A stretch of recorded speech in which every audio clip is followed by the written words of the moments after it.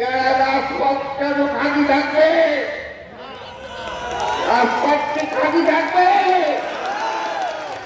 যশোরের অভয়নগরে বাংলাদেশ জাতীয় party BJP কর্মী সমাবেশ অনুষ্ঠিত হয়েছে। শনিবার ২২ নভেম্বর বিকেলে উপজেলার নওয়াপাড়া ইনস্টিটিউট মাঠে এই কর্মী সমাবেশ অনুষ্ঠিত হয়। অভয়নগর উপজেলা ও নওয়াপাড়া পৌর বিজেপির আয়োজনে এবং ৮৮ যশোর ৪ আসনের সংসদ সদস্য পদপ্রার্থী আশিকুর রহমান মিঠুর সার্বিক তত্ত্বাবধানে কর্মী সমাবেশ অনুষ্ঠিত হয়। নওয়াপাড়া পৌর বিজেপির সভাপতি ও সাবেক ইউপি সদস্য আলহাজ শেখ ইশারত আলীর সভাপতিত্বে প্রধান অতিথির বক্তব্য রাখেন বাংলাদেশ জাতীয় পার্টি বিজেপির প্রেসিডিয়াম সদস্য ও সাবেক সংসদ সদস্য এম আমিনউদ্দিন। আমন্ত্রিত অতিথি হিসেবে বক্তব্য রাখেন যশোর জেলা বিজেপির আহ্বায়ক শাহজালাল ফন্টু।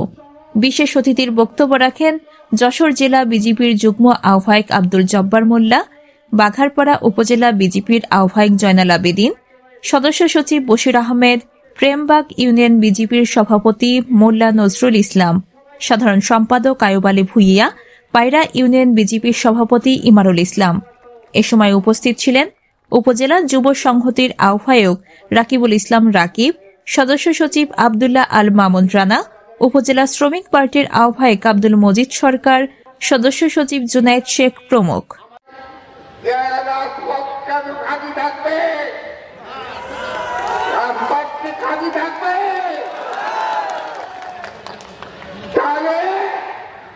তাহলে সবাই এখনই উঠে পড়ুন এবং রাজপথে গিয়ে মিছিল করুন।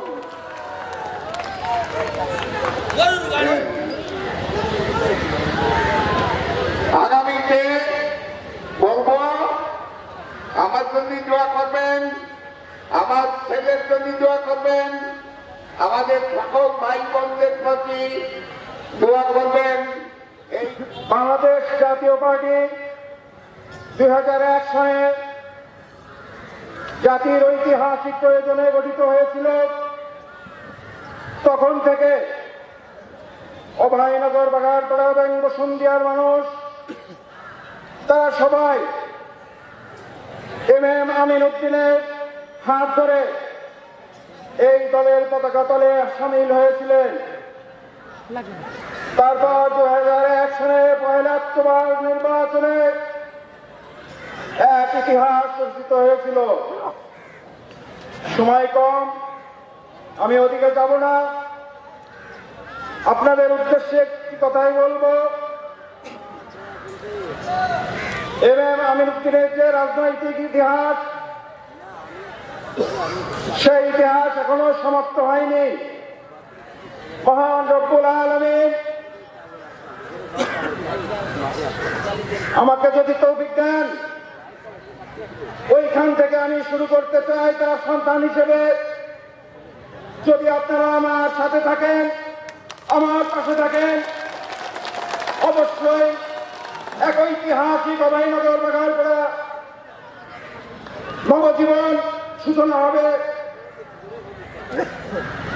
সবশেষে আমি সবার কাছে, মঞ্চের সামনে এবং মঞ্চে যারা উপবিষ্ট আছেন, আমার মুরব্বিয়ানে কেরাম, সবার কাছে আমি দোয়া আছে এবং সর্বাবস্থায় আমার পাশে থাকার আহ্বান জানিয়ে আমার সংক্ষিপ্ত আলোচনা এখানে এই বক্তব্য হচ্ছে।